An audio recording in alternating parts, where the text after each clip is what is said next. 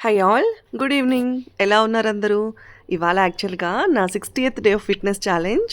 But marriage ఉండడం వల్ల కొద్దిగా మార్నింగ్ ఎర్లీగా లేవడము, పిల్లల్ని డ్రెస్సింగ్ రెడీ చేసుకోవడము, ఇదంతా కొంచెము హడావిడి అయిపోయి ఇవాళ నాకు ఎక్సర్సైజ్ రొటీన్ అనేది చేసుకోవడానికి కుదరలేదు. బట్ బ్రీతింగ్ ఎక్సర్సైజెస్ చేసుకున్నా కూడా it is also a part of yoga కాబట్టి మనకి ఎక్సర్సైజెస్ చేయనటువంటి రిగ్రెట్ అన్నది ఉండదనమాట. ఎందుకంటే బ్రీతింగ్ ఎక్సర్సైజెస్ కూడా మన మెటబాలిజం పైన వర్క్ చేస్తాయి. సో నేను ఇవాళ ఆ బ్రీతింగ్ ఎక్సర్సైజెస్ అన్నది చేసుకున్నాను ఒక 5 మినిట్స్. యాహ్!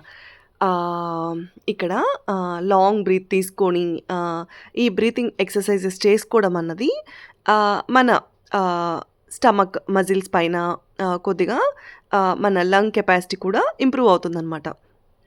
ఈ బ్రీతింగ్ ఎక్సర్సైజెస్ ఇవన్నీ నేను డైలీ నా ఫిట్నెస్ రొటీన్‌లో లాస్ట్‌లో చేసుకుంటాను. సో, అలా అనమాట. సో, ఫస్ట్ నేను కపాలభాతి చేస్తున్నాను.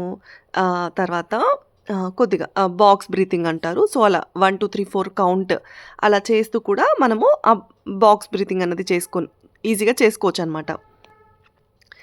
మ్యారేజెస్, ఫంక్షన్స్, ఎస్పెషల్లీ ఆడపిల్లలు ఉన్న మదర్స్‌కి వామ్మో! మనము రెడీ అవ్వాలి. తర్వాత పిల్లల్ని రెడీ చేసుకోవాలి. ఆ పిల్లలు ఒక పట్టాన మనం రెడీ చేసిన విధంగా యాక్సెప్ట్ చెయ్యరు. ఇట్స్ ఆల్ ఏ ప్రాసెస్ అనమాట. Time taking process.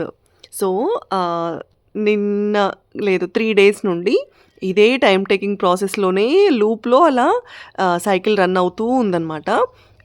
So, haldi దగ్గర నుండి స్టార్ట్ అయ్యి నిన్న రిసెప్షన్, ఇవాళ తలంబ్రాలు, మ్యారేజ్. యాహ్! ఆడవాళ్ళకి, మగవాళ్ళకి జస్ట్ అలా షర్ట్ ప్యాంట్ ఏసేసుకొని వాళ్ళు రెడీనా, రెడీనా అంటూ ఉంటారు. బట్ ఆడవాళ్ళకి అలా కాదు కదా! Oh my God! Sari drape చేసుకోవాలి, హెయిర్ సెట్ చేసుకోవాలి, ఫేషియల్ మేకప్ ఏసుకోవాలి. నేను మేకప్ ఏసుకోను కాబట్టి నాకు అట్‌లీస్ట్ ఆ టైం సేవ్ అవుతుంది. నేను జస్ట్ న్యాచురల్‌గా అలాగే జస్ట్ తిలకం బొట్టు పెట్టేసుకొని, కొద్దిగా కుంకుమ పెట్టేసుకొని నేనెళ్ళిపోతాను. ఇంకా గోల్డ్ దిగేసుకోవాలి, బ్యాంగిల్స్ ఏసుకోవాలి. మళ్ళీ ఇంటికి రాగానే మొత్తం ఏ టు జెడ్ తీసేయాలి. మళ్ళీ బ్యాక్ టు బ్యాక్ ఫంక్షన్ అంటే మళ్ళీ అన్నీ వేసుకోవాలి. వామ్మో! కానీ ఆడవాళ్ళకి అలంకారమే అందం కదా! Yeah! So, once in a while పట్టు చీరలన్నీ బయటికి తీయండి, కట్టండి. అలాగే ఆహ్, కబోర్డ్స్‌లో, ర్యాక్స్‌లో, బీరువాలల్లో పెట్టి పూజలు చేయొద్దండి. అప్పుడప్పుడు తీసి కట్టి ఆహ్, మన అచ్చట ముచ్చట తీర్చుకోవడంలోనే ఆ డోపమైన్ కిక్ అనేది కూడా ఉందనమాట. సో, అలా కూడా మనకి ఆ హ్యాపీ హార్మోన్ అనేది రిలీజ్ అవుతుంది. అప్పుడప్పుడు మనల్ని మనం మంచిగా చూసుకోవడం అన్నది కూడా సెల్ఫ్ లవే కదా! యాహ్! సో, ఇక్కడ నేను నంబర్ కౌంటింగ్‌తో బ్రీత్ లైక్ బాక్స్ బ్రీతింగ్ అంటారు. సో, అలా బ్రీతింగ్ తీసుకుంటూ ఉన్నాను. నేను ఈరోజు పెళ్లి హడావిడిలో పడి నేను ఒక న్యూస్‌ని జస్ట్ పైన చూసాను. ఆ న్యూస్ ఏంటంటే ఒక మొబైల్ ఐఫోన్ రిలేటెడ్ ఏదో ఇష్యూ. నాకు ఎగ్జాక్ట్‌గా జెన్యూనిటీ ఆఫ్ ద న్యూస్ తెలీదు. So, I don't want to speak anything about it. But నన్ను బాధపెట్టిన విషయం ఏంటంటే, ఆ ప్రాబ్లమ్ ఐఫోనా లేదా ఇంకా ఏవైనా పర్సనల్ ఇష్యూసా అన్నవి పక్కన పెడితే 3 పర్సన్స్ వాళ్ళ వాల్యుబుల్ లైఫ్‌ని కోల్పోయారు. సో, అది నాకు చాలా బాధగా అనిపించింది.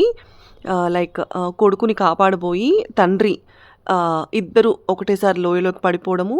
అండ్ వారిద్దరి చావుని కళ్ళెదురుగా చూసి ఆ తల్లి తట్టుకోలేక భర్త చావుని, కొడుకు చావుని ఆ తల్లి కూడా పడిపోయారంట. ఇంతటి విచారకరమైన, ఇంతటి బాధాకరమైన సన్నివేశము ఏది ఎవ్వరికీ రాకూడదు అని నేను కోరుకుంటున్నాను. ఎందుకో మరి పిల్లలు మరీ మొండి పట్టు పడుతున్నారు ఈ మధ్య కాలంలో. పులిని చూసి నక్క వాత పెట్టుకుంటున్నట్లు ప్రతీదీ పక్కన వాడితో కంపారిజన్స్.